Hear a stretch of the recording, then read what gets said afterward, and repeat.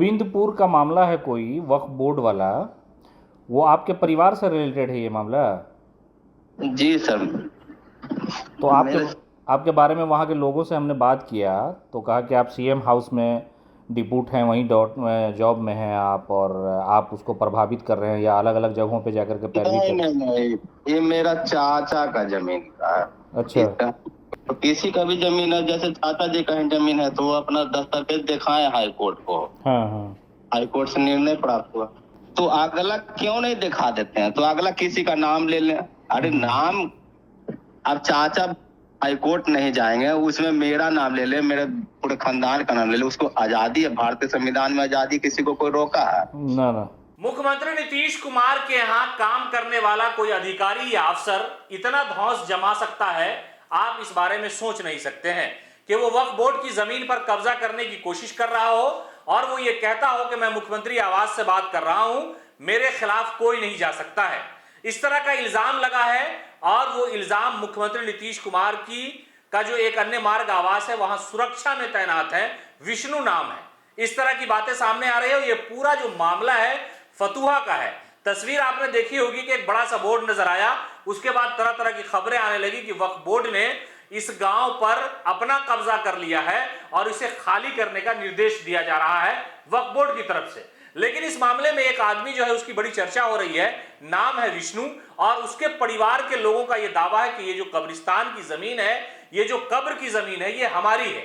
यानी ये जो करबला की जमीन है ये हमारी है और हम मुख्यमंत्री आवास में तैनात हैं, इसलिए हमारा कोई कुछ नहीं बिगाड़ सकता। ऐसा इल्जाम गोविंदपुर के लोगों ने लगाया है।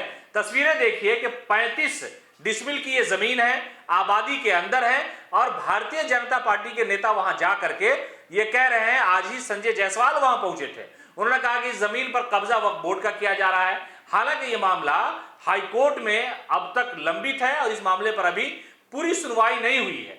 वक्फ बोर्ड का यह दावा है कि यह जमीन हमारी है, हमारे पास इसके पूरे कागजात हैं, लेकिन इस दौरान जो एसआई विष्णु है, जो अपने आप को ये कहते हैं कि मैं मुख्यमंत्री आवास में तैनात हूं, और वो अलग अलग जगह पर बड़े बड़े अधिकारियों को फोन करके कहता है कि मैं मुख्यमंत्री आवास में तैनात हूं, इन सारे मामलों, ये इल्जाम जो है ग्रामीण ने लगाया है, जिनके बाप दादाओं ने जमीन वक्फ कर दी, जो कब्रिस्तान की जमीन है जहां पर कब्र बनी हुई है, उस जमीन को दरअसल वो विष्णु कब्जा करना चाहता है, उनके परिवार के लोग कब्जा करना चाहते हैं, ऐसा इल्जाम उन लोगों ने लगाया।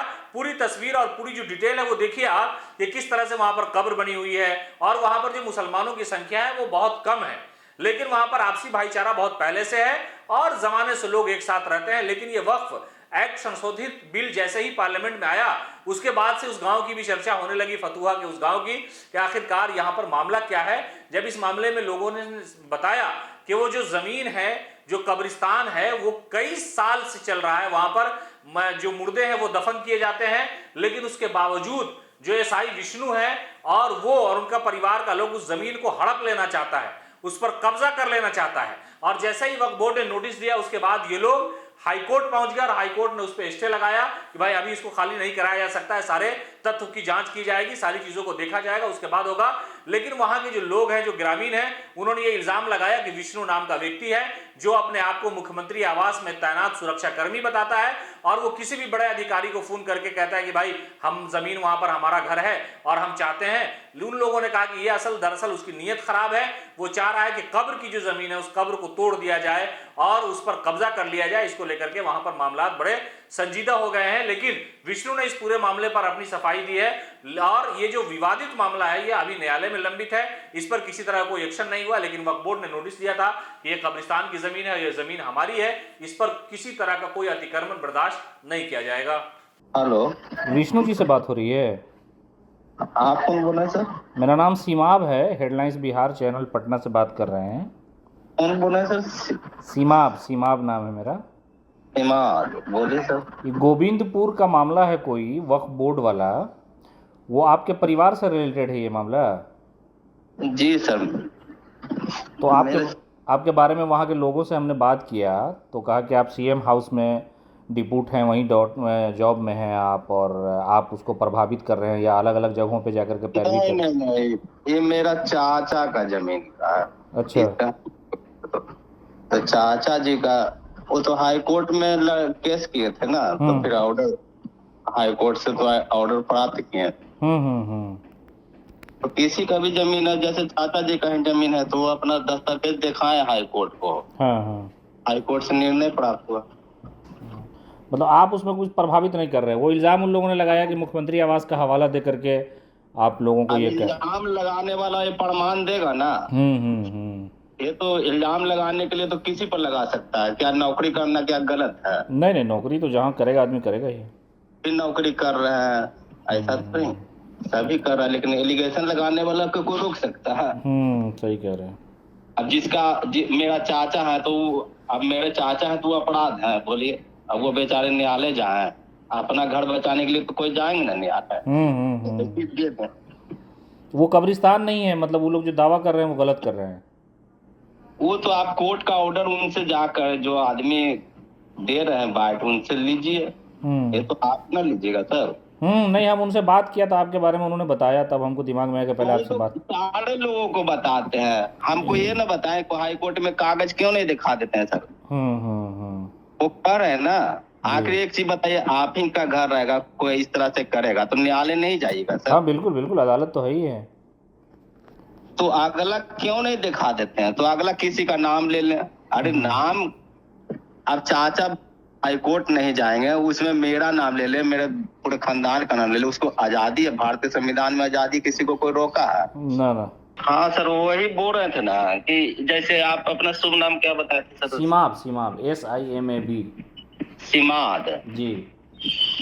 और ना जैसे मान एलिगेशन किसी पर लगाते हैं तो एलिगेशन लगाते हैं तो उसका प्रमाण भी तो उनसे मांगे ना। और दूसरी बात है, एक चीज और जान लीजिए सर, वहां पर मेरा खुद का भी घर है, ये लोग हमको भी नोटिस दिए पर्सनली, इनका 200 स्क्वायर फीट अतिक्रमण किए, तो ऑलरेडी उसमें CO वगैरह सारा का मेजरमेंट, वो आप अंचल से भी ले सकते हैं सर, सारा एविडेंस, समझे ना? आप पूरा वेरीफाई हो लीजिए सर, समझे ना? और बाकी जिनका मैटर है वो अपना हाई कोर्ट गए, हम लोग भी कोर्ट में अपना प्रक्रिया, चूंकि हम लोग का रास्ता अवरुद्ध कर दिए हैं, समझे ना?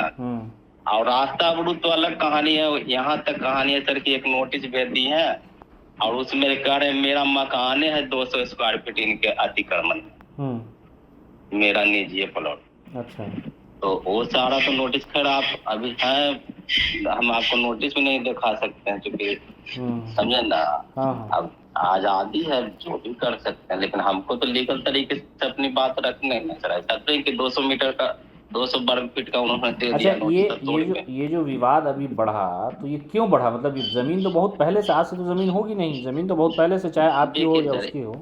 ये तो सर आप उस स्थल पर जाकर उन लोगों से न बात कीजिएगा सर, जिन जो आपको एलिगेशन लगा रहे हैं सर, जो मेरे बारे में आपको जानकारी दिया, तो विशेष रूप से तो वो बताएंगे सर कि क्यों हुआ, कैसे हुआ। आप तो पहली बात ही, चूंकि ग्राउंड देखिए सर, मैं भड़वली कह दूं कि मैं सही हूँ वो सही है, आप ग्राउंड रिपोर्ट पर जाकर फिजिकल वेरिफिकेशन कर लीजिए, डॉक्यूमेंट वेरिफिकेशन कर लीजिए।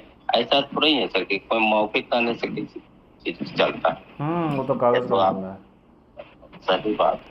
अब जैसे यही नोटिस भेजवा दिए, कोई भी व्यक्ति भेजवा दिया कि बाकवर्ड तक के 200 वर्ग फीट मैं अपने घर को अतिक्रमण किया, तो आप प्रमाणित न कीजिएगा कि किधर से किया हूँ, कैसे किया हूँ, वो प्रमाणित न कीजिएगा। ऐसे मान लिया कि किसी घर पर विधि सम्मत प्रक्रिया, जो भी होगा विधि सम्मत प्रक्रिया न कराई, कि ऐसे किसी को नोटिस करा के फिर वकील को कोर्ट में प्रस्तुत करना पड़ा, जवाब देना पड़ा, सारा कुछ करना पड़ा। जो होनी चाहिए सर विधि सम्मत प्रक्रिया से पारदर्शिता के साथ होना चाहिए। कितने लोगों को नोटिस दे दिया वक्फ बोर्ड ने खाली करने के लिए? इसमें नोटिस तो सर टोटल इसमें पड़ा है सर 15 लोगों। 15 लोगों को? हाँ सर, इसमें खुद ये भी साहब हैं, इनको नोटिस नहीं आता है, ये तो आप खुद ही, क्योंकि मीडिया से आप हैं सर, तो आप तो खुद ही देख रहे हैं। तो बताइए कि कानून सभी के लिए बराबर न होता है सर। यदि मान ले जाए कि हम गलत काम करेंगे तो मेरे विरुद्ध विधि सम्मत कार्रवाई नहीं होनी चाहिए, एकदम होनी चाहिए सर। तो आप समझ ही रहे सर। बाकी आप जो भी है सर, आप वेरीफाई होइए सर ग्राउंड पर। इसी का देखिए, हमको यदि ब्लड का जरूरत पड़ेगा सर, तो वहाँ पर कोई कास्ट कोई धर्म नहीं देखा जाता, सिर्फ उसकी पूर्ति होती है कि ब्लड देती है। यही ना मानवता होता है सर। तो न्याय के लिए वहाँ सब पीड़ित है, सब कम्युनिटी से, ऐसा नहीं है सर। तो आप स्थल पर जाइएगा, या बहुत से न्यूज में देख ही रहे हैं सर। अच्छा, हम जा करके एक बार देखेंगे वहाँ। हाँ देखिए सर, फिजिकल वेरिफिकेशन करना चाहिए सर, क्योंकि फोन पर कोई गलत भी तो बता सकता है। जैसे बताइए, हम मेरे बारे में एलिगेशन लगा दिए, तो एलिगेशन लगा दिए तो प्रमाण भी तो चाहिए ना। मेरा भी तो काउंटर अटैक करने का अधिकार हो जाता है ना। आप कोई भी मेरा है, तब अब आप ही पर कोई नोटिस भेज देगा सर, मान लीजिए सब खोज कीजिए, तो आप उसका जवाब नहीं देने का अधिकार है सर। आपको तो अधिकार है सर, विधि सम्मत अधिकार है अपना पक्ष रखना। यदि इनलीगल है तो टूटेगा दम, किसी को आपत्ति नहीं है। लेकिन लीगल रहेगा सर तो क्यों तोड़ देगा सर। हाँ सही सही। ठीक है सर, आप फिजिकल वेरिफिकेशन हाँ कीजिए सर। ठीक है सर, जाके एक बार देखते हैं।